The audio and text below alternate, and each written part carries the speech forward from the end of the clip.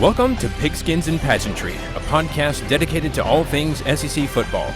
My name is Wes, and I'd like to invite you to join me, Jesse, and Matt each week as we discuss last week's games, news from around the league, make predictions for the upcoming games, and much, much more.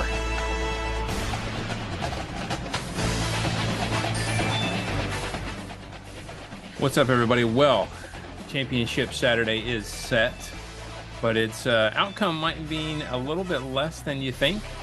I don't know. We'll find that out. But we've got some unexpected outcomes from last Saturday to talk about the latest CFP rankings, which are literally coming out as we're recording.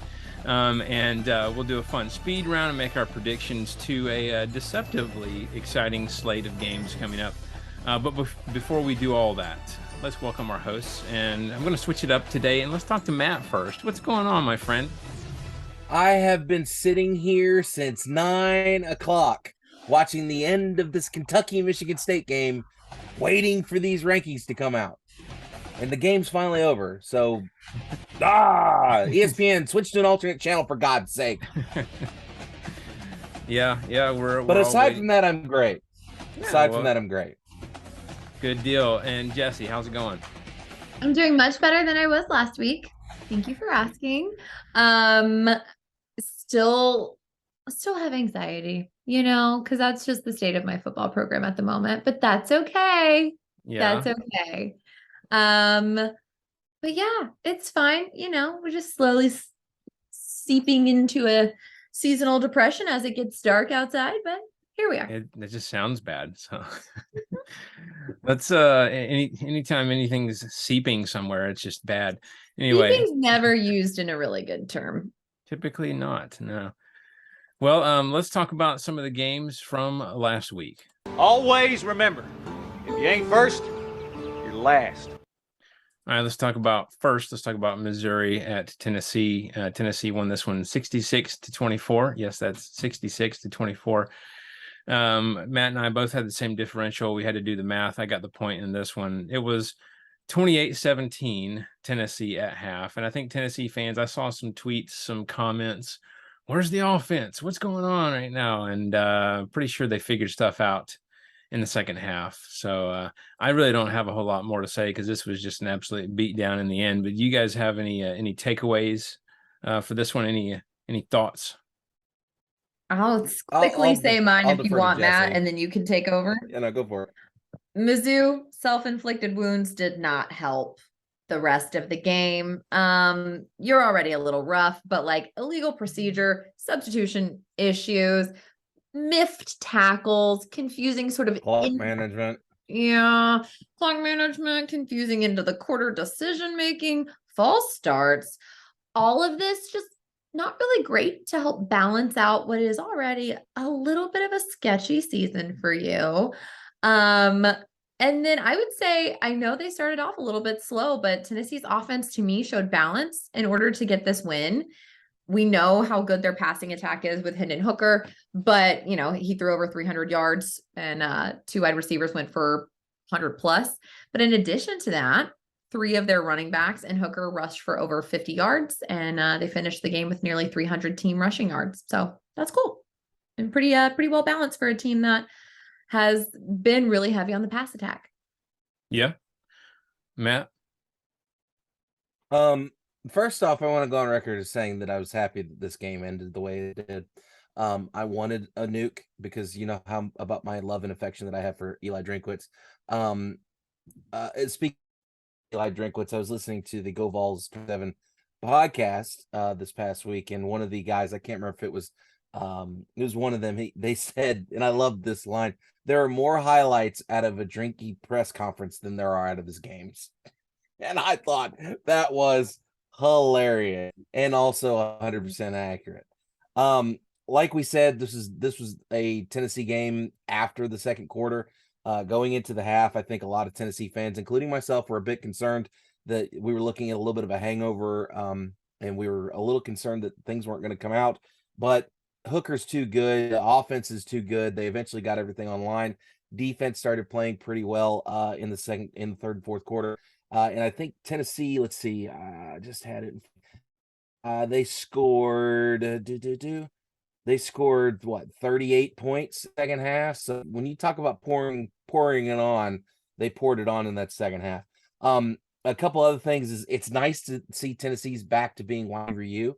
A lot of highlights out of Milton and Squirrel and Brew and all the wide receivers and quarterbacks and everybody. And I think we're going to be looking good going forward, even when Hooker does eventually leave at the end of the season. I think that Joe Milton will be nasty at quarterback. He's shown a lot of progress since last season.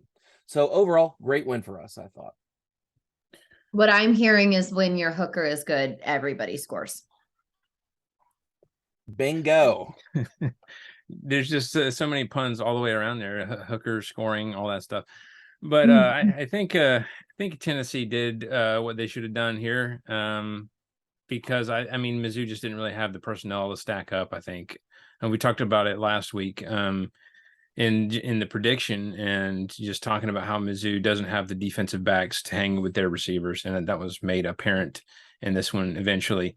I did like putting Milton in and allowing him a chance to air it out and giving him a chance. It was good to see that.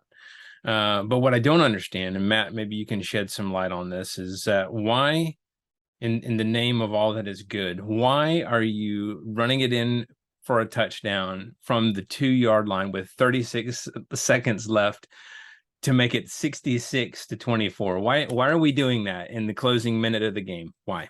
That is all about style points. Okay. And the national media had an absolute field day with that, talking about how Tennessee was bullying Missouri and how they were taking advantage of the situation and whatnot. And granted, yeah, that was a little bit of a run up. I'll be the first one to admit it. But here's the thing: Tennessee has to make a strong case to get into the playoff.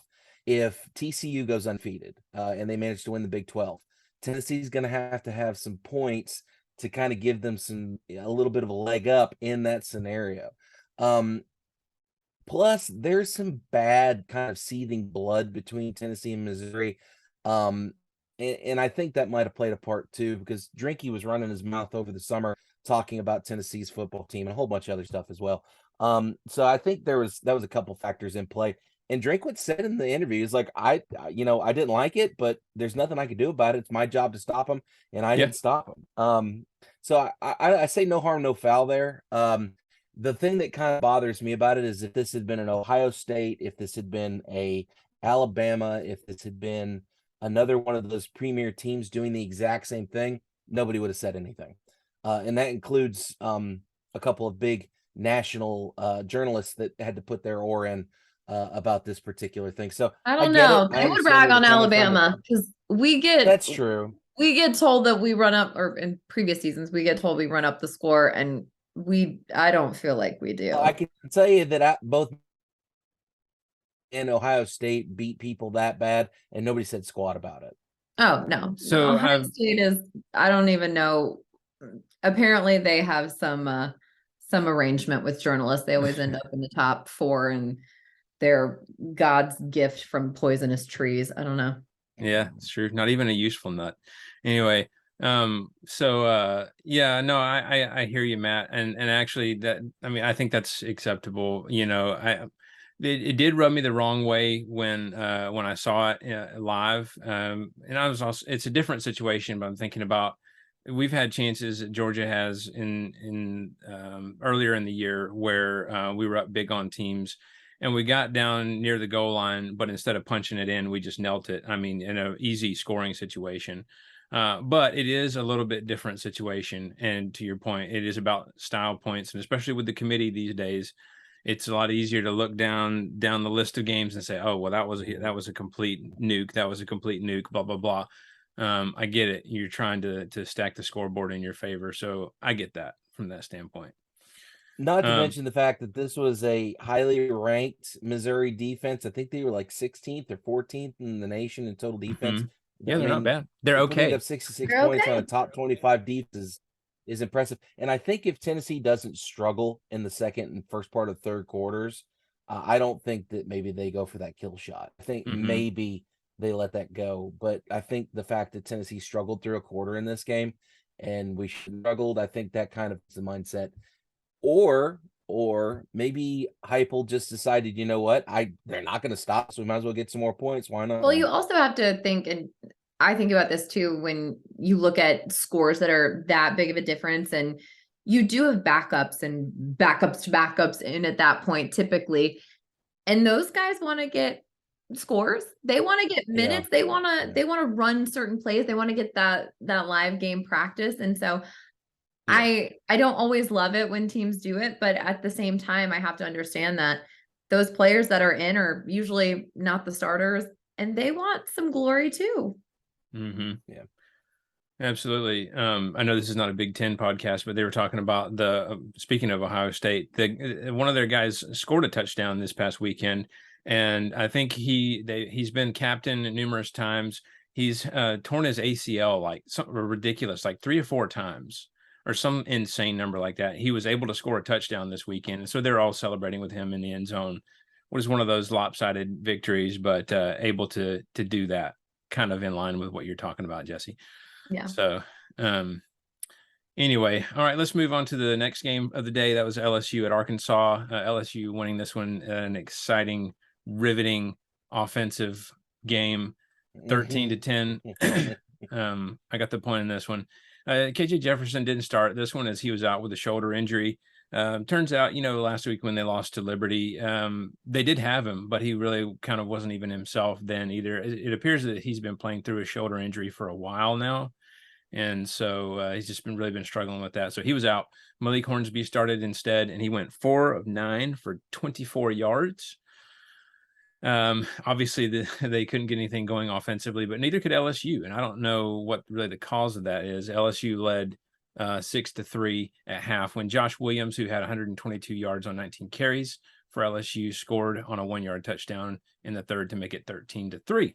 Arkansas then put in third string quarterback Cade Fortin to try to get a spark on offense, which worked as they scored a 40-yard touchdown pass from him to Matt Landers to make it 13-10. All right, Arkansas is back in it.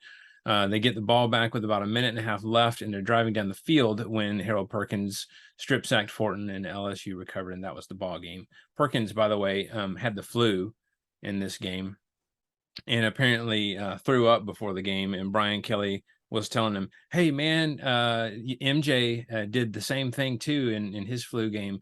And Perkins looked at him and said, "Who's MJ?" So. Showing his age a little bit there. So anyway, you guys have any takeaways from this one? Yeah, when the whole LSU and Arkansas football teams are not playing this coming week because they all have the flu, be responsible. Stop being germy. That's gross. I know you think it's tough to play through the flu, but it's actually just really inconsiderate and not good for you. And coaching staff, don't encourage that. Ew. Aside from that, Daniels couldn't get the passing game in check. And I think that this game is going to be played over and over again in that UGA locker room for the next 86 yards in the air. Yeah. After throwing 1 interception all season, he tossed an interception on the opening drive of the game. Later in the first quarter, fumbled the ball on a red zone or on his own read. He put LSU's offense into an early hole. The passing game never seemed to recover from that. He was 8 for 15 for 86 yards, no touchdowns, and he logged just 10 yards on the ground after being sacked 7 times. That's woof when you're talking about an Arkansas team that has honestly gone downhill quite quickly. But I think this could have very well have been a hangover game. I'm sure Matt's going to talk about it because he called it, but you can't have those type of games if you're going to be the champion in the West and you're going to go play Georgia, because that's not going to work. And they're going to look at this game and they're going to find the holes and they're going to exploit them because the Georgia defense is much better than the Arkansas defense. And then for Arkansas, bless them, they have 2 chances left to make a bowl game. 2, they started this year ranked in the preseason top 25. They soared as high as number 10. We were all there. We were all excited for them in the AP. And then 3 straight losses just bounced them down, down, down. They're no longer a contention in the West. And then obviously no one is after this week, but they are, they have a very razor thin margin to get to a bowl game. Matt? I was expecting this to be a little bit of a letdown, and I wasn't wrong. LSU and Arkansas both really struggled to move the ball. Defensive battle between these two. You ended up with Harold Perkins having a heck of a game. I mean, when you get 4 sacks in the same game and you have the flu, that's a special day for that kid. I'll be interested to see how things pan out for him going forward, because I think he's a junior, I think. I thought he was a Sophomore. freshman. Hold on, I'll tell you exactly. Maybe He is a freshman. He's a freshman. Yeah. My God, a freshman. Yeah, so he's going to be around for a minute, and it looks like he's going to be getting some big paychecks on Sundays here in the next couple of years. But man, he had himself a game. You know what? This is one of those situations where LSU controls their own destiny, and they're going to have to find a way to right the ship before you get to Atlanta in December. They only have a couple more chances to kind of get things figured out before they have to go. It's the big red machine that is the University of Georgia's football team. And I don't know. This is an LSU team that got blown out in their own stadium against Tennessee. I'm not sure how this is going to work. I don't think LSU is going to be able to hang in that game, but we'll see. I feel bad for Pittman because we had such high hopes for Arkansas this year, and those hopes have evaporated. So. Yeah, I don't know if Arkansas defense was just that effective against LSU, or if LSU is playing conservative, knowing that they're going against a backup quarterback. But if that's the case, I don't know why you would do that. And, I mean, it's like, why wouldn't you just pour it on and make the victory look that much better? I just don't really understand Arkansas, that. you were so close. Yeah, props to them. So close to making me feel bad. Oof, man, if Arkansas had won this game and knocked LSU out, they'd have been 3 losses, and I think that would have gave Bama the inside track, right, with a win over Ole Miss. Yeah, Bama, or I mean, at that point, it would be Bama or Ole Miss, because we would have had the same record. Yeah, yeah, I would go to the head-to-head, and then I don't know. Yeah, I typically it would go to the head-to-head, and Bama just won that. So yeah, right. Yeah, I just I don't typically get have like a personal favorite to pull for on these, but especially with the week that we had with LSU fans last week. I'm not gonna lie, I was pulling for Arkansas a little bit. No hate on LSU fans. By the way, there were several good LSU fans that commented as well, and I don't want those to go unnoticed. There was multiple people who commented saying, we're sorry that you had to deal with that. We're not all bad and all that stuff, blah, blah, blah. And it's, obviously we know that, and we know that every fan base has their jerks, and unfortunately the jerks are the loudest, and that's what gets noticed. Yeah. One of our jerks poisoned a whole tree. So please don't think we're all that way. I feel like. Right. So yeah. So anyway, moving on, we had to Vanderbilt at Kentucky. Vandy getting that elusive SEC victory. Vandy winning this one 24-21. Nobody got the point in this one because, well, yeah, why would you pick Vandy if history isn't any indicator? Not a ton of offense in the first half in this game. Vandy leading 7-6 at half. I think we were texting each other like, oh, look at Vandy. Not thinking that it would actually happen, right? But both of these teams got the offense going a bit more in the second half, and Kentucky took the lead 21-17 on a 72-yard touchdown run with 5 minutes left. Then Vandy comes up clutch at the end, which, when's the last time we've ever said that? Usually it's in football. Usually it's Vandy's gonna Vandy is usually what we say. But they came up clutch with a 12-play, 80-yard drive that ended in an 8-yard touchdown pass from Mike Wright to Will Shepard with 32 seconds left. The defense then closed out the game and get its first SEC win in 1,120 days, October the 19th, 2019 to be exact, or 26 SEC games. Mike Wright had a great game in this one, throwing for 184 yards and a touchdown, also rushing for 126 yards and a touchdown. Ray Davis ran for 129 yards and a touchdown. So Vandy with 2 100-yard rushers for the first time since 2002. You guys have any takeaways from this surprise game? Ouch, Kentucky. Ouch. Like, I feel like every couple of seasons we talk about a team that just has regressed really badly. A couple seasons ago it was Missouri. I think last season we were talking about was it Auburn that we were talking about regression. It's just and Kentucky has just they have looked not good at all over the last couple weeks. I mean, ever since that Tennessee game, boy, they have just not looked good in the least. Another lackluster game out of Will Levis. Again, I'm still trying to figure out where in the world Will Levis went because, again, regression. And then, Ray Davis had himself a game, 26 carries for 129 yards. That's not a bad day on the ground. So kudos to Vanderbilt for pulling that one off. But, man, Kentucky. Can you imagine being the one guy in Vegas who bet on Vandy? Rich. He made a lot of money, I bet. Like, I would hope he made everyone was probably laughing at him like, oh, okay. Yeah. Right. Like that's never going to happen. Yeah. Good for you. This has got to be the worst loss in the Stoops era at Kentucky. I mean, honestly, with Vandy snapping that 26-game SEC losing streak, and then they also snapped the 6-game winning streak with Kentucky having beat them the past 6 times. So great win for Clark Lee. But if you're Coach Stoops, this does not look good. This is a very big regression. And then Kentucky's red zone efficiency is a complete dumpster fire.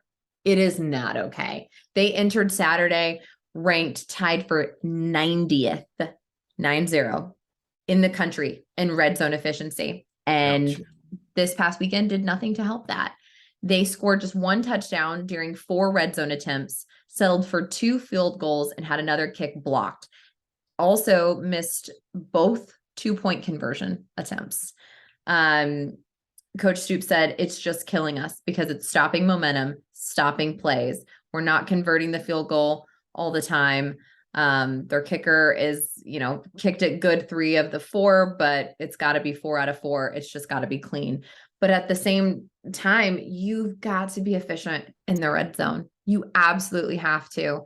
And yes, I know kickers need to kick, and Lord knows I have trauma from kickers, but at the same time, like, you've got to put guys in the end zone, and you've got to just convert. And I have very big concerns, as I'm sure all the Wildcat fans do, about their efficiency there, because this is an absolute regression dumpster fire. And I agree with Matt. I don't know where Will Levis went, but at the same time, did he lose weapons? I don't know what's happening. Regression. Yeah. I think this adds on to what's really been a fairly subpar year for Stoops and his standards at Kentucky for sure. Here's an interesting thought. You're talking about Levis and draft stock and stuff like that. He is a senior this year, but if my calculations are correct with the COVID year and everything, he could stick around if he wanted to. I'm thinking he might ought to. Here's another question I pose to you.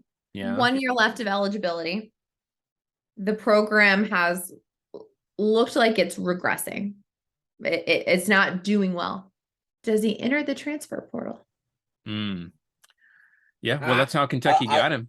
Why wouldn't you? If you're in a situation where the offense has not looked good, you're trying to improve your draft stock a little bit, you're going to want to go somewhere where you can air the ball out. Why wouldn't you think about it? Pull a Bo Nix and go to the West Coast? And then all of a sudden you're in the top 7 of the well, not anymore, but you're in the top running for one of the top CFP programs, so why not? Yeah. I hadn't considered that, but he's going to have to do something, because he started way up in the draft boards and he's just plummeted. I can't see anybody watching what we've watched this year and being like, you know what, that's going to be one of my first picks next year. I don't see that happening. So yeah, I don't see him going to an SEC school, but I could see him going out of conference. Yeah, this interesting decisions. Oklahoma or something like that. Right. I can see it. Boy, he would be, man, the Kentucky fans would burn him in effigy. Oh, for sure. Like that would be, that would be so bad. Yeah. On the other side, really excited for Vandy, though. If you're going to bring a football program out of the gutter, you got to start somewhere, right? So what a great win for Clark Lee and Vandy football. Also, what a story for Mike Wright, as we said. Look at the stats, but let's also consider he sat behind both Ken Seals and AJ Swan this year after he got benched. So, and then this week he gets his shot once again, and what a performance. So, I mean, kudos to him. I mean, it's always good to see stories like that. People who stick with it, they don't give up, and they're rewarded. So props to Mike Wright. Let's move to Alabama at Ole Miss. Bama winning this one 30-24. Jesse and Matt were both tied with the distance of margin of victory. We did the math, and Matt gets the point here. Sorry, Jesse. Okay, we won. I don't even care. There you go. Bama found themselves in a relatively unfamiliar situation of trailing at halftime, 17-14. And how things have gone this year, was really wondering if that might be a sign of things to come. But they seem to really contain Ole Miss's offense in the second half, only allowing 7 points. Meanwhile, Bama scores a touchdown, and Will Reichard made 3 field goals to give Bama that 6-point lead there. Ole Miss marched down the field at the end, had one last play to try and score, and Jackson Dart actually threw a pretty good pass on a crossing route in the end zone, but well defended, and Bama holds on for the win. So, Jesse, you could relax at that point. So, what are you guys' takeaways from this one? I'm going to say it again. I said it last week. Our O-line has got to be consistent. It's an issue. We will never take our run game to the next level. We will never utilize our backs as much as we truly could if we don't improve the O-line. They are just failing, at least in the first half, to make holes for the backs. They sort of decided to wake up in the second half, and we need them awake for all 4 quarters. Another thing is, Ole Miss has one of the worst run defenses in college football, allowing over 150 yards per game on the ground this year. And you would think with someone like Jahmyr Gibbs, McClellan, we'd be running all over them the whole game. And that just wasn't the case. Now, in the second half, McClellan was able to make, a little bit of momentum for us, but Jahmyr Gibbs was a non-factor. He had 3 yards on 6 touches. Like I said, McClellan led the way with 84 yards on 19 touches. And the offense as a whole averaged 3 yards per carry on 36 touches. And that's not going to beat a lot of teams, especially when you look at Bama of years past, when our running backs and our run game was just solid. And now I understand with different quarterbacks, we play a different system now, but still our O-line has been very inconsistent for me, which is concerning. So for us to finish with just over 100 yards rushing against one of the worst run defenses, I can only imagine that Coach Saban was pretty pissed off. As were a lot of Alabama fans. Now, on the opposite side of the ball, Judkins is legit, y'all. My Lord. He had 135 yards, 2 touchdowns. And I mean, he's from Alabama. We didn't even recruit this guy, but he entered the game averaging 114.89 yards on the ground. And that makes him one of only 2 players in the conference, Sanders from Arkansas is the other, to average at least 100 yards per game. It was his 7th 100-yard performance of the season, in an offense that is, up tempo and trying to get the run game going. So he's legit. I was very impressed with his performance for Ole Miss. And then I'll talk about it because I know everyone wants to know about Dallas Turner and the face mask. Okay. That was more than the face mask. That was like I don't know what that was. So we were watching it and I had a long discussion. It was awful. It was horrible. It was horrible to watch. It hurt me. I don't think he intentionally grabbed it at first, but at some point, what you're doing. And then he just slung him and kind of pushed his head. You can't do that. And we were looking at the rules, and I think I'm right. And we looked it up. It is considered a face mask because there is no ruling to determine it as something else. There's nothing else in a rule that determines it as if it was malicious or not. Yeah, because we talk about it all the time with targeting. There's no way to judge intent fully, and they don't judge intent. It just is what it is. It wasn't roughing the passer as the rules are written. It wasn't anything else. It was just a face mask. And so it looked egregious, and it was, but the officials did what the rules call for, and they got the yardage penalty that was in the rules. So I'll be interested to see if anything comes out of that now that we're in an era where we do adjust the rules quite a bit as we start to see things happen. So just wanted to address it because I know people would be talking about it. Matt, what are your thoughts? To kind of piggyback off that, did Jackson Dart do something to the University of Alabama's defense? Because No. I don't know if he said something mean about their mom, or if I don't know if he's dating one of their girlfriends or what, but that crap Your looked fat personal. little girlfriends eating fish sandwiches Ye- with them. Yeah. There were numerous times, aside from just the face mask, where there were situations where Jackson Dart was getting just pummeled. Parts where, it, and I don't want to get up on the thing about how Bama gets preferential treatment from the referees, but you do have to admit things always look a little weird. Anyhow, fact of the matter is that Jackson Dart got the crap kicked out of him in this game. And I don't know if you guys saw the clip, but Lane Kiffin said he talked to Jackson's mom the next day, and she told him this, and he said it in the presser. He said, I don't understand why her saying, I don't understand why my son gets different treatment because he plays for a different SEC program. Because and they're not wrong. I think there's just so much inconsistency with that. And there should have been at least a couple more roughing, like unnecessary roughness penalties, roughing the passer penalties. There was an egregious pass interference, defensive pass interference call that just magically did not get called on a deep ball. I think it was in the second or third quarter. It's just the officiating so awful. And I don't know how you miss those calls. Like, I understand ticky-tack little things that happen in the heat of the moment. There's a lot of things flying around and you miss it. But when you're consistently missing egregious penalties, like, it's just ridiculous. That was kind of the big thing that popped out for me when I was looking back over this game. The other thing is Bryce Young is a cheat code. I don't understand how in the world he's able to walk with the weight of this entire program on his back, because let's be honest here, it has been Bryce Young carrying Alabama all bloody season long. Did you see him light into them on the sideline? I did not see that, but I don't he and doubt Saban that together in unison. Oh, that's a scary thought. And you know what? I hope Bryce gets to the NFL, and I hope to goodness I get a chance to recruit him to my fantasy football team, because I got a feeling he's going to light things up when he gets up there. There's already 3 former Bama QBs that are doing a great job right now. Tua has been looking great in the NFL. So Jalen Hurts, that angel human being.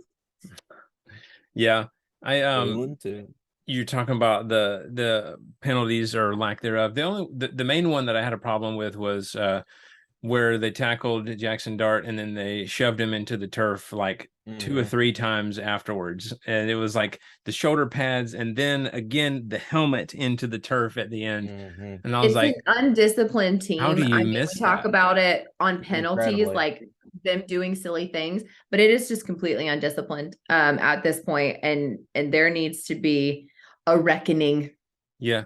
That's actually, I was going to say, that's actually my first point on there is Bama looking undisciplined. But more so than that, it's not just that type of stuff or, penalties and things like that. I was noticing there was a portion of this game early on, obviously not the second half because they seemed to kind of get it together. But in the first half, it almost looked like a lot of Bama players had kind of checked out. And it was almost like they were just sort of going through the motions on the field. There wasn't like passion or anything like that with what they're doing. I have not seen this in a Saban team that I can remember. Obviously, what was his first year there? 2008? 2007. 2007. Yeah, it's close. So obviously the memory is going to be a little bit foggy, but to my recollection, I have not seen a Saban coach team be like that. It was just very odd. But to their credit, like I said, they came out second half, played a lot better. And Saban even alluded to that in his press conference, how the players kind of took it personally. Are they going to hold to the standard or not? And it appears that they answered the bell. So yeah, in the final bell, congrats to them. They did what they were supposed to do. But they're going to have to figure it out. But if they're going to go places from here on out, I think, depending on the competition, naturally. But yeah, that's pretty much all I've got for that one. Let's go to South Carolina at Florida. Florida blowing them out 38-6. Florida dominated this one from the opening kickoff, scoring on the first 4 drives. And before Carolina could even get the ball across the 50-yard line, Florida led 24-0. So not much of a game here. They never looked back and got a convincing win against a South Carolina team that I think most of us, I don't want to speak for you guys, but I thought might have had a chance against Florida just a few short weeks ago when they were kind of rolling. So what are you guys' takeaways from this one? I want Matt to go first because I want him to read his first takeaway. Why? But okay. Can you read it the way it's spelled? Because that would be a challenge. Please read it the way it's spelled. Spencer Rattler for Heisman. Shut up. We were talking about this at the beginning of the preseason. Everybody and their mother, when Rattler showed up in Columbia, they're like, "Oh, he's going to win the Heisman." Kids, he's barely cracked. I think he's sitting at like 1,900 yards, 1,983 yards, something like that. He's thrown 8 touchdowns and 9 interceptions on the season. Don't come at me with that whole Spencer Rattler's the second coming of a great quarterback, because he's not. He's not. He benefited from being at Oklahoma, being in a system where they don't play defense in the Big 12. I almost said Pac-12, same difference. So yeah, just we can put the Spencer Rattler stuff to bed. It's over and gone with. I just the concept of it just makes my brain hurt. South Carolina looked anemic on offense, like we talked about. The lack of explosive plays is one of the big things that I noticed when I was looking at the stat line. They had 1 play over 20 yards. When you look at one of the more prolific offenses in the SEC, they're going to have multiple over 20-yard plays. Some of them have 2 or 3 on each drive. So it just kind of depends. Lots of fumbles in this one. Carolina has, again, regressed and gone backward a little bit. And Florida's looking decent. Richardson had a good day. It sounds like they were asking him in the post-game presser, "Hey, are you going to stick around? Are you going to go to the NFL? Is that going to be a conversation that comes up?" And the way he sounded, he made it sound, he's like, "I just want to win next week and get to a bowl game and win the bowl game." It doesn't sound like he's really concerned about the NFL at this point. Yeah. I think that's smart. I think they get in trouble when they look too far ahead and they start thinking about an NFL payday. You got to get there. That was an interesting topic of discussion about whether or not this might have been his final game at the Swamp, which is kind of crazy, kind of snuck up on us, if that is indeed the case. But I don't know. I mean, it's another one that we were talking about, the possibility of turning pro. I don't really know what to think of that, honestly, right now. We've kind of said that there's a lot of development that needs to happen there. Especially in the first half of this season. I certainly think he's improved. I don't know if I would say he's improved enough to say, "Hey, let's go to the draft." But I don't know. I might come back and see what Napier's going to continue to do down there, continue to build the program back up a little bit. So I don't know. All right, let's move to Georgia at Mississippi State. Georgia winning this one 45-19. Matt getting the point here. Georgia led 17-6 near the end of the first half, but a punt return for a touchdown with 3 seconds left in the half made it 17-12 after the failed 2-point conversion attempt, and big for Mississippi State for momentum going into half. Georgia seemed to come out of halftime knowing what changes they needed to make, and held the air raid offense to 13 points with another 6 coming off of that punt return. So Ladd McConkey had a day, rushing for a 70-yard touchdown and 5 receptions for 71 yards and a touchdown as well. Do you guys have any takeaways or thoughts about this one? I just think no matter how hard Mississippi State's defense tried, their offense just was not getting it done for them. And you can't have sort of success. I know you look at the score, but the defense can't be the only people that keep you in this game. And so I think Mississippi State needs to regain a lot of that momentum that they seem to have earlier in the season if they plan on winning their final few games. And then the other thing is it looked like the Bulldogs needed to clean up some sloppiness. I mean, they had 2 interceptions. Last week, the Dogs had 2 turnovers, and then they had 3 against Florida the week before. So I understand, yes, they're 10-0 and they're still dominating. I'm not saying that, but in the last 2 weeks, Georgia's had, 6 penalties in each game. And it's just not something that I think is characteristic of them. And I think they need to make sure that they're staying disciplined going into Atlanta. Because, turnovers and things like that can always hurt you, especially in a championship game. Mm-hmm. Matt? Yeah. Y'all ever seen the movie The Shining? I'm sure you have. Of course.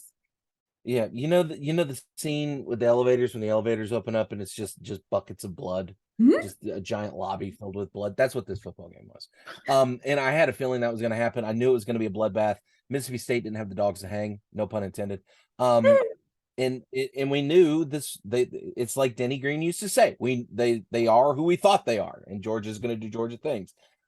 Like Jesse was saying, Stetson Bennett having kind of a rough day. I know that he got the yardage up there, but when you look at the box score, he goes, hold on a second, I just had it pulled up. He goes 25 for 37 for 289 yards, and he did throw for 3 touchdowns, but he did throw 2 interceptions, and he did fumble the ball once, which was recovered by Georgia. But that's looking a little iffy there, Wes. I don't know what's going on with your quarterback. So I do have something to say about that. The dogs came out strong and installed a bit in the first half. Was pleased to see how strong they came out in the second half, just from my takeaways. But as you're talking about interceptions, both of them were excusable in this sense. So with one happening where his throwing arm got hit, so as the ball is being released, his throwing arm got hit. So I'll be okay, sure, it's inaccurate because of that, whatever. And then the other one, a D lineman just stuck up his hand and like tipped the ball straight down to himself. It was just one of those weird looking interceptions where this massive lineman tips it to himself. It doesn't look good on the stat sheet for sure, but I'm not really necessarily worried. He had a rushing touchdown in this game where he juked the dude out of his shoes and then ran around him. So not necessarily. I saw that play. That was a nice play. I was a little impressed. I was like, he did hit him hard. I was like, I didn't know you had those moves, man. But yeah, so not necessarily worried about that. But yeah, Kirby said it. The Georgia defense gave up some yards, but ultimately they took a bend but don't break stance. Like I said, ultimately they only gave up 13 points. That 6 of them coming off of that punt return, and then failed 2-point conversion afterwards. But yeah, I mean, it was a little bit lackluster to start with, but definitely kicked things into gear. I'm not necessarily getting excited about it because it's Ole Miss, or I'm sorry, it's Mississippi State, and I think that this is what we probably should have done. I'm not knocking the air raid offense, but I think that we had the personnel to kind of deal with that and to kind of keep the plays in front of us where they're not going to get chunk yards and things like that. So I kind of saw that, but yeah, I'm not going to get too incredibly excited about it. All right, let's move to A&M at Auburn. Auburn winning this one 13-10. And what a wild game. I got the point in this one. So 2 teams coming into this game, both on 5-game losing streaks, by the way. But the funny thing is that with all that going on, this game was sold out, with these 2 underperforming teams coming in. So kudos to the support shown there at Jordan-Hare. Devon Etienne was unavailable for this one as he was seen in a walking boot. A&M's top receiver Moose Muhammad were also out because of internal issues, according to Jimbo. So Texas A&M's offensive struggles continued, and although Auburn wasn't much better, if you look at the stat sheet, Robbie Ashford throwing for only 60 yards, a touchdown and 2 picks there. But then when you got the tank running for 121 yards, that helps too. So with this loss, A&M will officially not make a bowl game. Vanderbilt also has just as many conference wins as them this year so far. Vanderbilt actually has a better overall record right now than Texas A&M does. When's the last time we said that?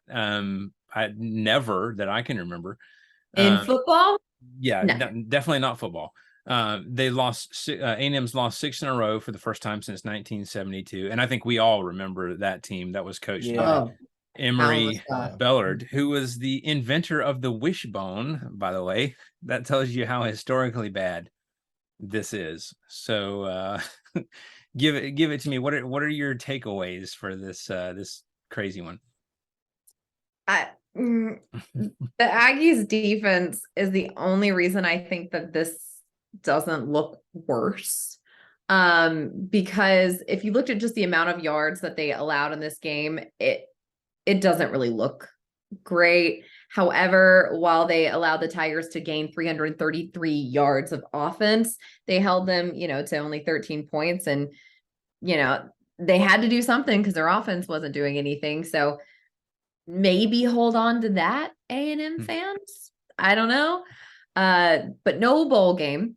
What I'm going to expect is a transfer portal mess at the end of this season for Jimbo Fisher, with a #1 recruiting class that is now probably wondering why they are there.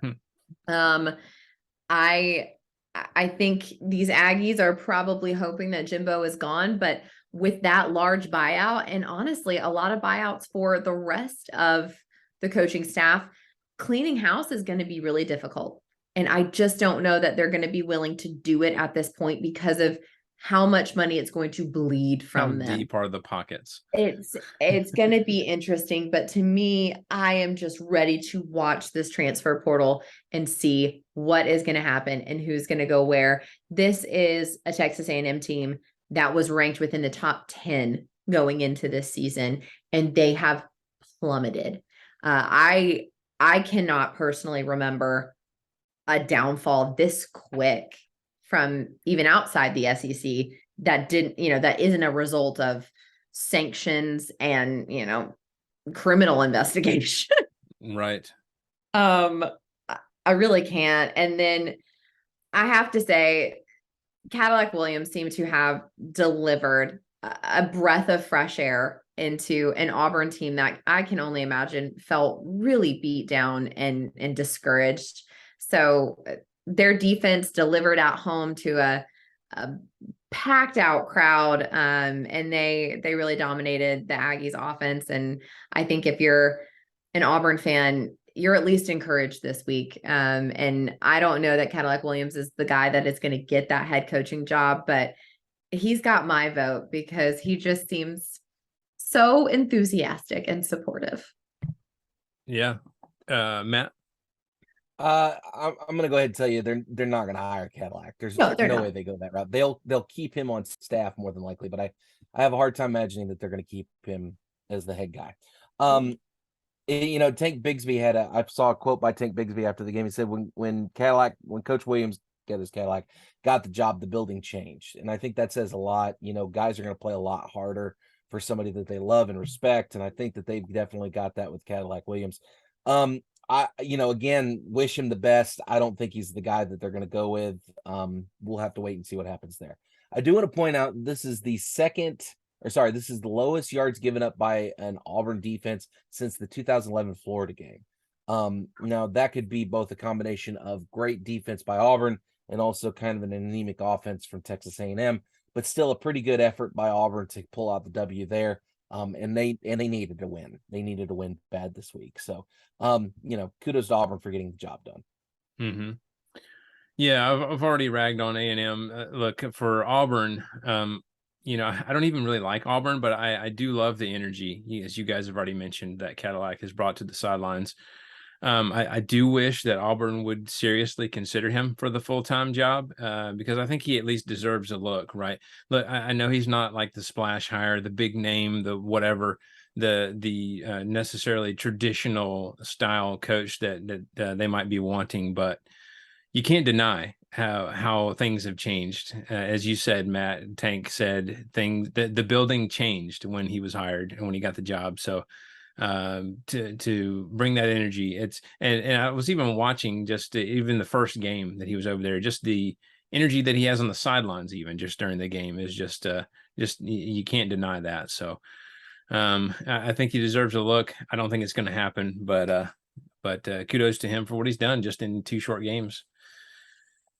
All right, that does it for last week's games. Current pick'em standings, I've got 37, Matt's got 30, and Jesse's got 16. Still games to go. Lots of games that are worth more as well. So let's go ahead and Just let's talk. keep dangling it there for her, Wes. Yeah. She's gonna catch up. You never know. You know. Let's talk about the news real quick. Here's the news. Well, thanks to some other games that were going on this evening. This is fresh off the press, but CFP rankings on Tuesday night are number 1 Georgia, number 2 Ohio State, number 3 Michigan, number 4 TCU, number 5 Tennessee, number 6 LSU, number 7 USC, number 8 Alabama, number 9 Clemson, number 10 Utah, and then SEC teams and the rest of the way. Number 14 Ole Miss. Do you guys have any gripes with that? Is there somebody that you thought might have been rearranged? What do you think? Not everybody at once. You know what? Putting a 2-loss LSU team in front of a 1-loss USC team tells me a lot about what the committee thinks about the Pac-12. Mm-hmm. I think it's interesting that they're using LSU as kind of a firewall to keep USC out of the situation, because if you switch those around, and then all of a sudden, if they win the Pac-12, they can make a claim to get into the top 4. At this point, they would have to jump LSU, Tennessee, and TCU, and I don't see that happening. I'm a little surprised they put Alabama with 2 losses ahead of Clemson, just because I know how the committee loves Clemson. And then Utah finding a way to get in the top 10 is also interesting. So I'm surprised they are ahead of Ole Miss with the same record. yeah, I am too. Ole Miss at 14 with the exact same record as Utah. Yeah, Interesting to me. And there are losses. I mean, the Ole Miss losses are to a top 10 ranked Alabama, and then, gosh, who's the other one too? They lost to LSU, didn't they? Yeah, Ole Miss lost to LSU. Yeah, then and it so that to me is a little weird, but the USC, their only loss was by 1 point to Utah. So that's an interesting one there. Look, I know Utah, they lost to Florida, and I don't know who else, but yeah, that's an interesting thing. So obviously Ohio State and Michigan, one of those is going to lose. And then it's like, how close was the game? How far does one drop? If that's the case.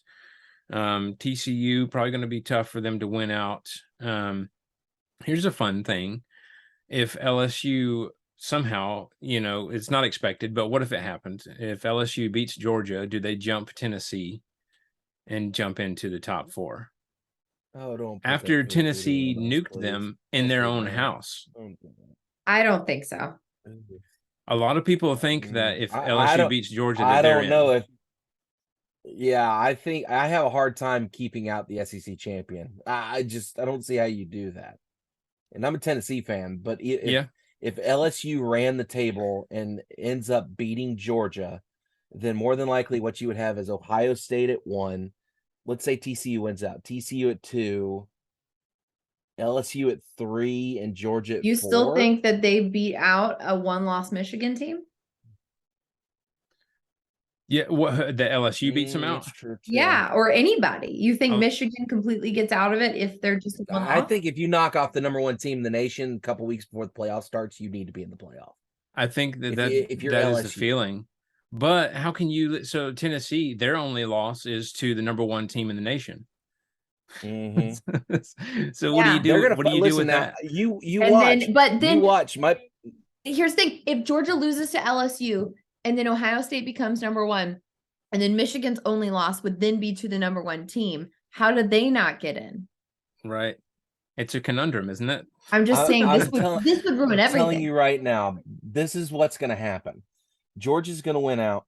Ohio State, Michigan, one of those two is probably going to win. It'll probably be Ohio State. TCU's probably going to find a way to lose. And then Tennessee's going to be sitting at 4, but it would not shock me in the absolute least if they take a 1-loss Michigan Big Ten runner-up over a 1-loss Tennessee team. It would not surprise me at all. That's my battered ball syndrome talking about. Well, and how much do they So- value how much do they value USC? Because let's say that they win out and they win the Pac-12, they have one loss by 1 point to Utah, currently the number 10 team in the nation. Who knows what they'll be then? But like, what do you do with them? It's like you have a bunch of at that point you have a bunch of teams they're that have a out. case. They're But gonna have some mad people. Not a good enough case. Well, that's the reason why they're going to expand it to 8 teams or 12 Yeah. teams or 28 teams or whatever they're going to do here pretty soon. Pretty soon, this won't matter.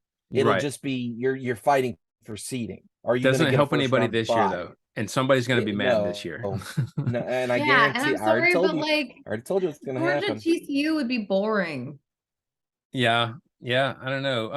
I don't know. It might be a good game. You don't know. Those Yeah, those it's- Big 12. That's the thing is it's hard to get a gauge. Big 12 just beats up on each other, and it's hard to really get a gauge of if they're any good or not. If LSU wins, all I'm saying is it goes into complete chaos. Everything Yeah. goes. I don't see how you can't take the SEC champion, even with 2 losses. I Well, feel that's- like you have to at least put them in at 4. That's the problem though, is that you're right. They have Why? an excellent case, but so do a bunch of other teams. What do you do with those other teams that have a good case? Well, it's just- crowded. It's if it's the old days, you just put them in their own separate bowl games based on the SEC or based on conference affiliation and see what happens and let it all shake out after the bowls. Right. But we can't do that anymore. Because It's this not is how we like operate. this is one of the first times I feel like that in the rankings 5 through 7 right now Yeah. are so close to 1 through 4. Mm. So like just right there at it, where I feel like there's been a larger margin in the past, and I think we're close. Right. I get you. Where like in the past we've had like the top 5 you figure are pretty much set. It's just Yeah. what order is that Mhm. top 5 going to be. But you're right. Really, it's kind of 1 through 7. If depending on who loses, then all chaos could be unleashed. So, all right. Well, let's do a quick speed round. Speed round. All right. So the first question, and we talked a little bit about this, but let's be a little bit more granular here. Are we seeing? And just you guys just jump in, whoever wants to answer first. Are we seeing Vandy improve under Clark Lee? Are we watching this football program get better, or is Kentucky regressing back to the SEC cellar? What do you guys Both. think? Both. Okay. I don't think that Vandy's improving like significantly just yet, but I think that Kentucky has regressed a bit, and I think Vandy's won out of conference games. Mm-hmm. Matt? Yeah, I think it's more Kentucky regressing than Vanderbilt improving. I think this was probably a situation where Vanderbilt, I don't want to say got lucky, because that would mean that there wasn't skill involved. But I think this was a case of Kentucky kind of shooting themselves in the foot more than it was Vanderbilt getting better. Yeah. Just based off what I've seen of it. It's so hard for Vanderbilt to be good. It really is, given the situation at Vanderbilt, given the program, given all the different ancillary things that go along with it, like academic requirements and all the other business that goes with Vanderbilt's program. They're not going to be good unless they start changing things up. Right. Well, I was listening to some of the analysts on Saturday night. They were talking about how winning is a habit, but unfortunately, so can losing become a culture and a habit, and just a mentality. So I think from that standpoint, Clark Lee does have a challenge. But I do agree. I think it's both. I don't know what the percentages would be. I would probably agree with you, Matt, saying that it's probably a little bit more Kentucky regressing. But I do see improvement with Vandy. And some of the announcers were saying, look, this is not necessarily that Kentucky gave them the game. Vandy just kind of outplayed them. Now, maybe that was because Kentucky was lacking in some performance areas, but it's interesting to watch a Vandy team do things the right way, right? Something that we're not used to seeing necessarily. So, all right, now let's move quickly to the second one. We've talked about it. It's been a huge story. Auburn just feels like an entirely different team under Cadillac Williams. They aren't lighting up the scoreboard, but the energy is just 100 times better. Should they hire him? We talked about this a little bit. Should they hire him to be the full-time coach, or should not? What do you believe will happen? Should they hire him to be the full-time coach, or should they go with a splash hire with a big name? They got to have a big name. Okay. I think they got to have a big name. They tried to get a big name with Harsin. That was a failure. I think after they moved on from Gus Malzahn, they're in a situation where they've got to get the next hire right. I don't think they're in a situation where they can afford to screw this up. They're gonna have to have a big name. Cadillac is a feel-good story, and I'll be the first to admit that it feels lovely. It feels great, but you can't let your passions get into it so much to where you're not looking at it analytically. You're gonna need a big hire, and you're gonna need somebody that's gonna be able to come in and immediately start changing the culture and start winning ball games. Yeah, Jesse, to play devil's advocate. Yeah, I mean, I tend to agree with Matt. I think the concern would be that you have this feel good story, you have this culture change, but you don't. It may not necessarily have the recruiting power. And if I'm a recruit, I'm concerned like, oh, this guy's just still kind of seen as an interim. I don't want to go somewhere where it's just an interim guy. I want to go somewhere with a guy that has a proven track record that gets me to the NFL. That's me as a recruit. If I had other options, I'd probably look at those other options.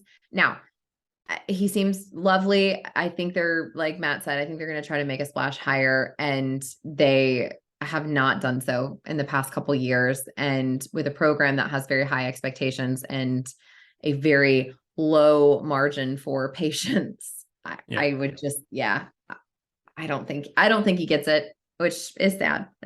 I think if this was the last hire by Auburn, the previous one, I think they could have done this. But I think because of the botched hire with Harsin and how that turned out, they can't afford to screw this one up.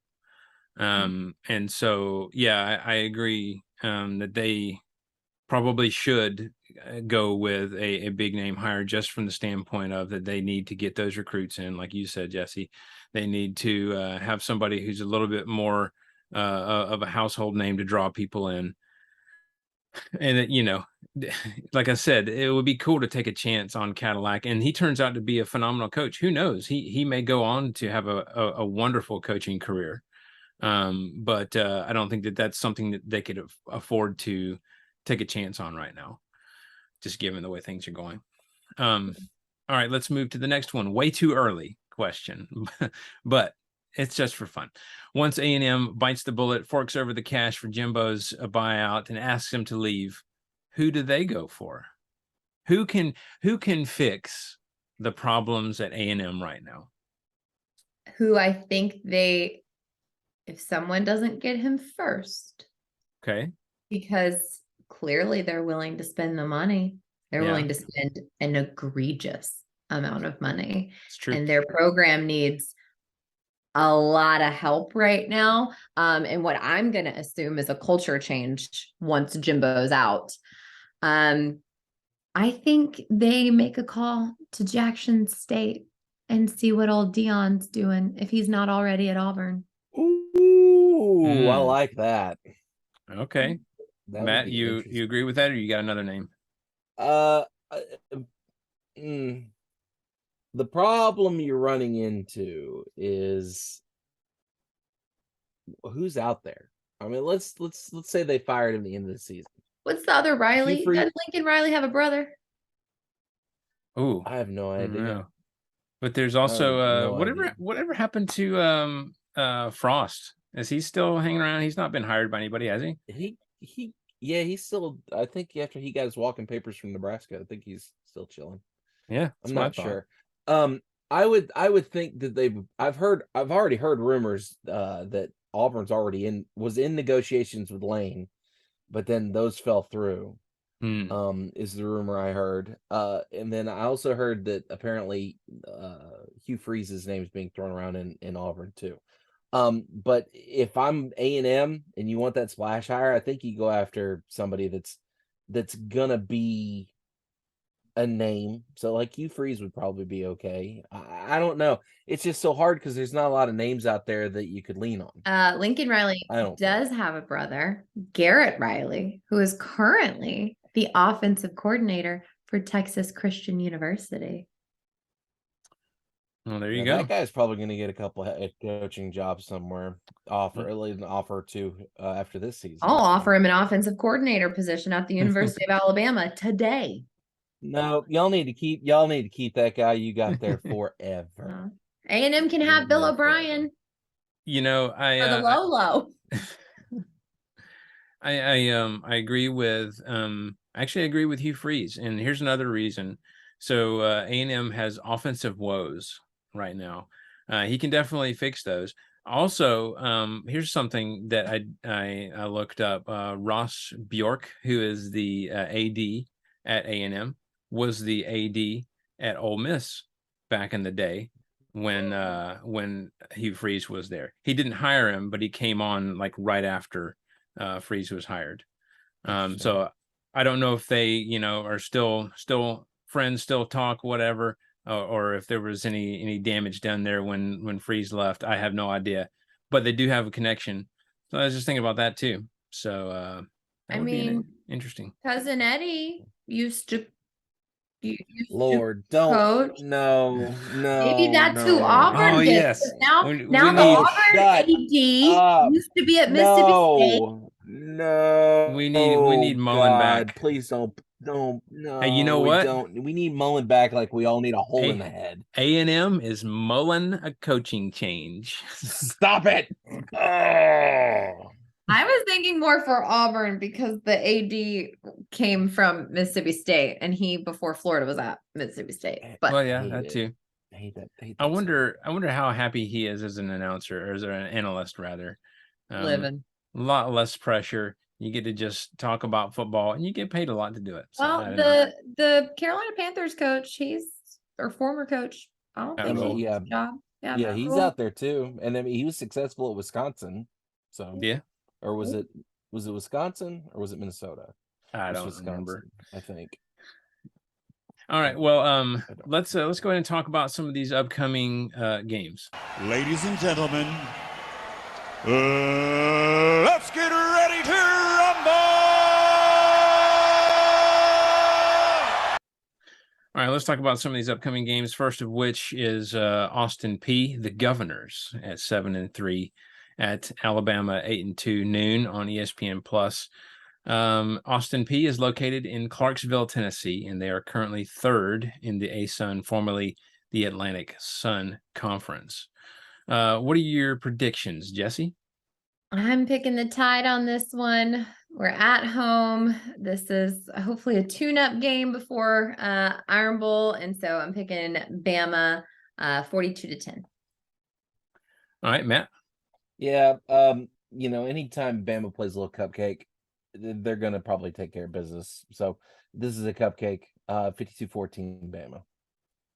All right. Yeah, I think we should expect Bama to utilize an opportunity to feel like the dominant team that they're used to being, and they hone in on some skills in this tune-up game. So Bama 52-7, and I think that touchdown for Austin Peay comes late. So next is the East Tennessee State Buccaneers at 3-7 at Mississippi State 6-4, noon on ESPN Plus. East Tennessee State's located in Johnson City, Tennessee, in the upper east corner of the state, and is currently 8th in the Southern Conference. Jesse, what's your prediction for this one? For our sweet other Tennessee friends, I'm going to pick Mississippi State. I think they rallied the troops this week after a devastating loss to Georgia, and they get things done at home 35-14. All right, Matt. Yeah, I'm going to go with Mississippi State too. I don't foresee them having issues with the East Tennessee State, especially out of the Tri-City areas in Johnson City.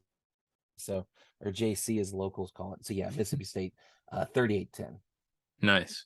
Yeah, I think Mississippi State's able to get back to their game plan in this one. I expect Will Rogers to have some pretty good stats. I'm going with Mississippi State 48-7, and again, I think that touchdown for East Tennessee comes late. All right, let's move to the UMass Minutemen 1-9 at Texas A&M 3-7, noon on ESPN Plus.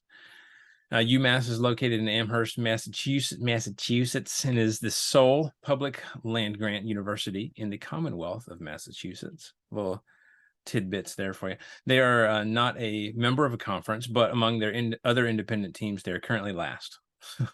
Their only win is against the Stony Brook Seawolves. So I don't know if that helps. Jesse, your prediction for this one? I mean, funny. They sound terrible, and so is A&M. So this should be a fun one. But I am going to pick the Aggies, just because they're probably not. They're not 1-9 bad. But well, I don't know. I'm picking Texas A&M 24-10. All right, Matt. Yeah, if this was the 1990s and we were playing basketball, I'd pick UMass, but it's not 1990s and we're not playing basketball. So I'm going to go with Texas A&M, and they're going to find out where they park the car. So Texas A&M 28-14. Yeah, I think this is one Parked in A&M. Harvard Yard. I think this is one A&M can win. So if they lose this one, I think they fire Jimbo, even if his buyout's $100 million. Okay. I think this, yeah, this will actually be quite a blowout. I think I got A&M here 41-7. As they find some offense finally. I don't think A&M scored over 30 points this year. I think that was a stat I saw. Something like that. They have not done well on the offensive side of the ball. All right, Florida at Vanderbilt. Florida 6-4, 3-4 in the SEC. Vanderbilt 4-6, and look at that, 1-5 in the SEC. Noon on SEC Network. Obviously, Vandy's feeling pumped about getting that first SEC win since 2019. Florida coming off a dominating win against South Carolina. Mathematically, Vandy has a chance at a bowl game, but they got Florida and Tennessee left. So you're telling me there's a chance. Jesse, what do you got? Predictions? I think Florida is gaining confidence, and I think Vanderbilt is probably, they're just happy to be there. So I'm going to pick the Gators 31-13. All right, Matt. Hold on a second. I'm changing my. You're adjusting.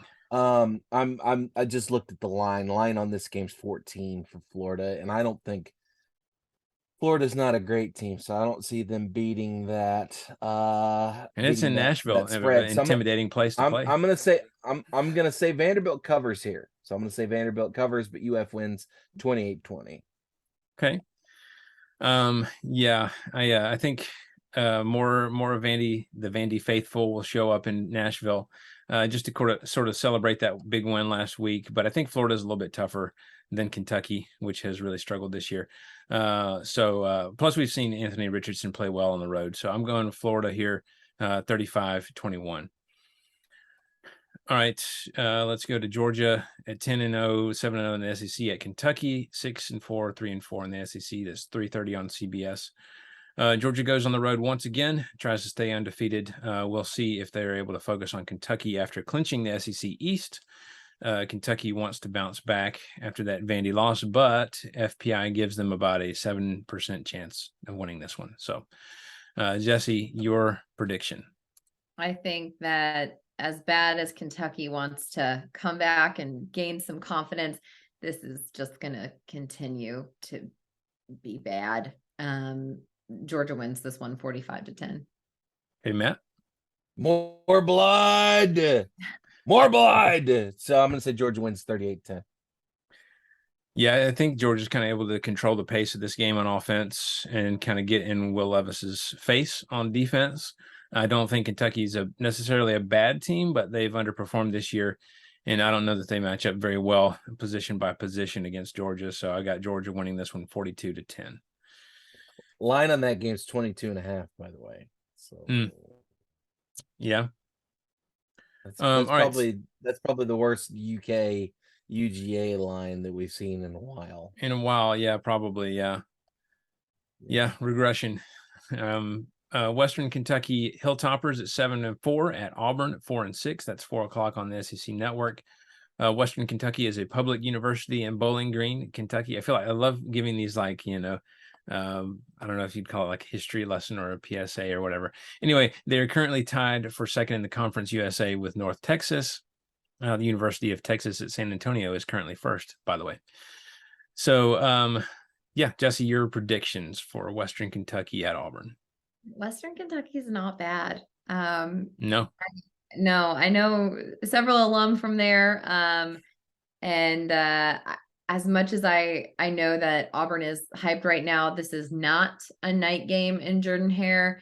And I just don't know that Auburn has enough to get it done. I'm calling a close one, but I'm going to pick the Hilltoppers in this one, 28-24. All right. Matt. Yeah, I'm looking at who they've played this season. They barely beat Austin Peay. They blew out Hawaii. They lost to Indiana. They lost to Troy. They lost to UT San Antonio. They lost to University of North Texas. I don't see them pulling off an upset. I'm going to say Auburn wins this thing 28-20. Yeah, I think Auburn continues this surge under Cadillac, and this is another home game. And it's not a night game, but then it also gets dark at like 5 o'clock now. So Yeah. I don't know. Fair. They'll have to stop the passing attack though, as Western Kentucky's quarterback Austin Reed has passed for over 3,500 yards and has 31 touchdowns. To kind of put that into perspective, Hendon Hooker has passed for 2,888 yards and 24 touchdowns. Their former quarterback is currently sitting sometimes ahead of, sometimes behind Mac Jones for the Patriots. Yeah. Zappy.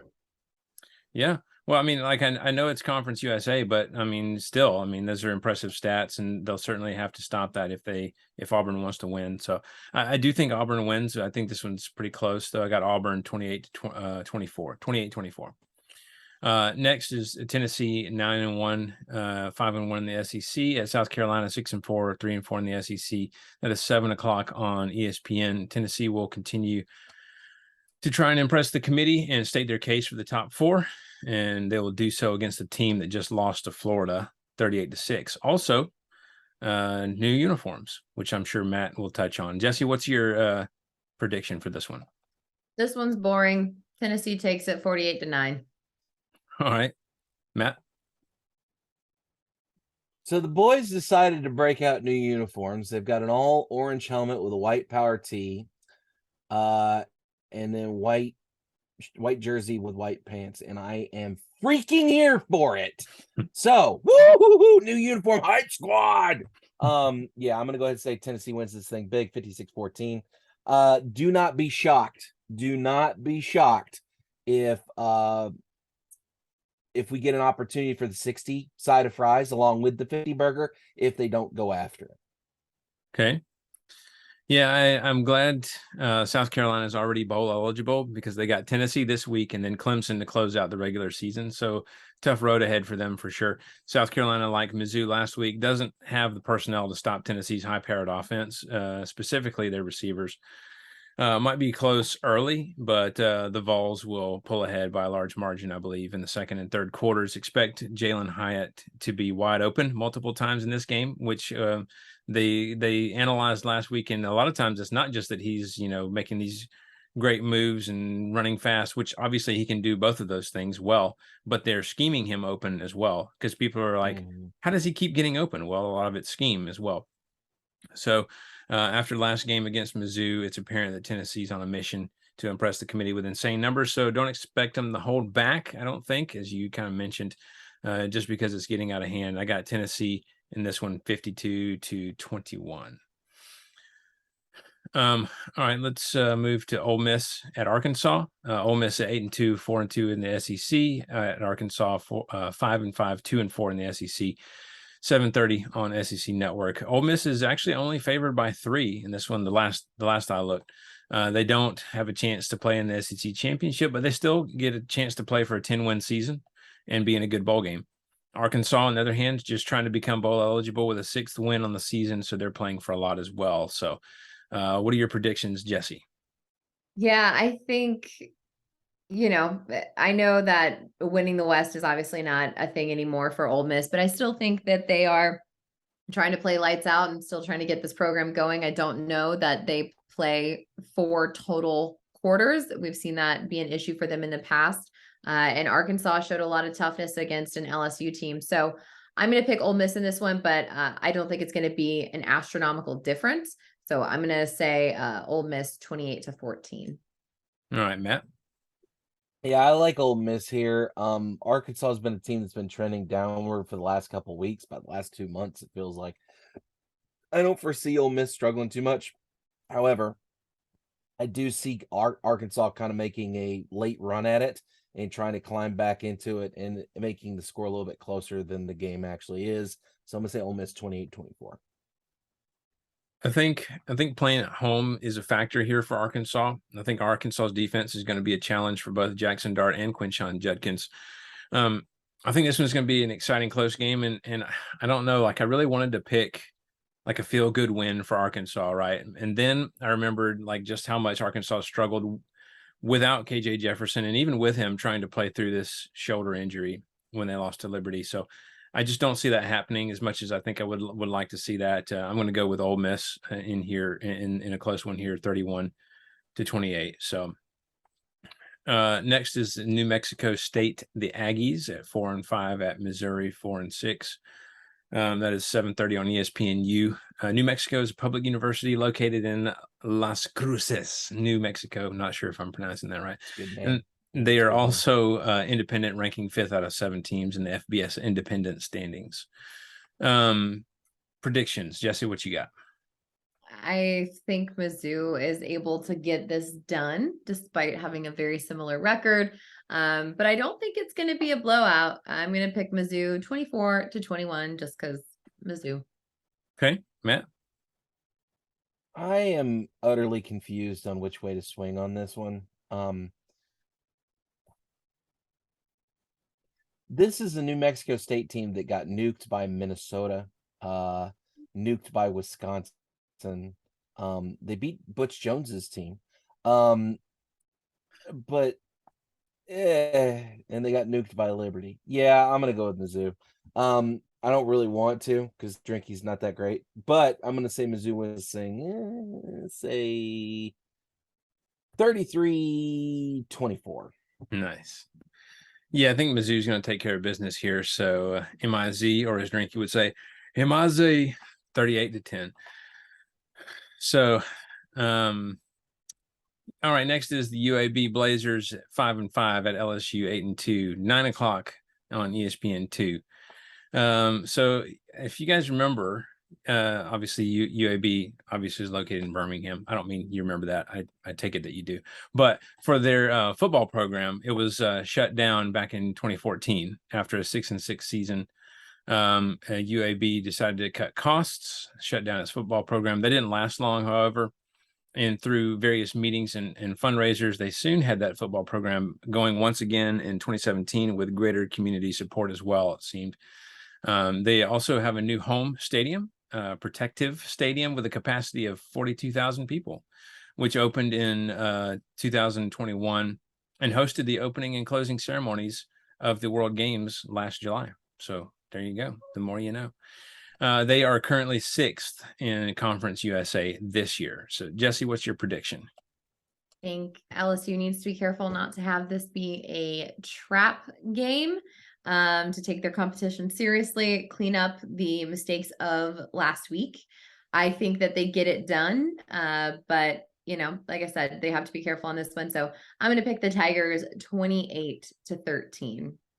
Also, right, it's a very late game. Yes, it is. Matt? Yeah, I don't see UAB being able to really hang here. Especially with the momentum LSU's kind of had. Granted, they ran into a little bit of a buzzsaw against Arkansas, but I'm going to go ahead and pick LSU here. I'm going to say 30-10 as your final. Yeah, it's a night game at Death Valley with a team that is playing to state a case for the playoff again. So I think because of that, they avoid any temptation to kind of overlook UAB. I got LSU here 35-17. So so this one, we got a few more to pick from this week with all these out of conference games, but all these games considered, what do you guys think is the game to watch this week? I'm going to say Ole Miss, Arkansas. Okay.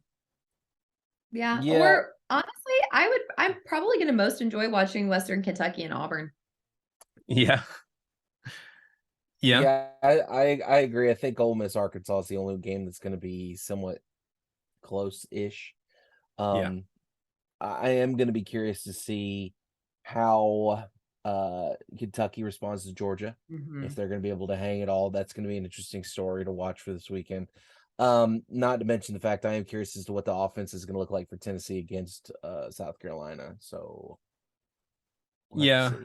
Yeah, I sort of expect that one to be a nuke.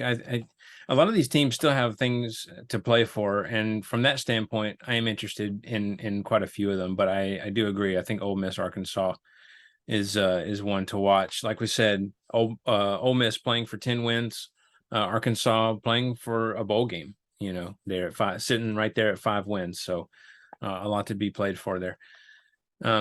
All right. Well, that does it for the upcoming games, and that does it for this episode. We appreciate you guys joining us. If you'd like to email us, please do so at pigskinsandpageantry@gmail.com. We are at Pigskins and Pageantry on TikTok, Instagram, and Facebook. Twitter, we are at PPSEC Podcast. And who knows, I might even look into getting one of those little blue checks since everybody can get them now. Anyway, we're available for download on iTunes, Spotify, Stitcher, TuneIn Radio, and most podcasting apps on iPhone, Android, and other operating systems. If you enjoy the show, please take a moment, subscribe, and review 5 stars. We would love that. We're also on Amazon Music, iHeartRadio, pretty much anywhere you can get a podcast. So check us out. We greatly appreciate that. Hey, lots of games coming up this week, some interesting ones. Until next time, this is Wes. Go Dogs.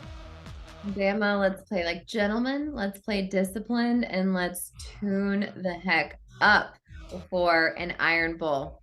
Roll Tide. There's nothing I enjoy better than beating the crap out of South Carolina, especially Darius Rucker. You know what you did. Go Vols.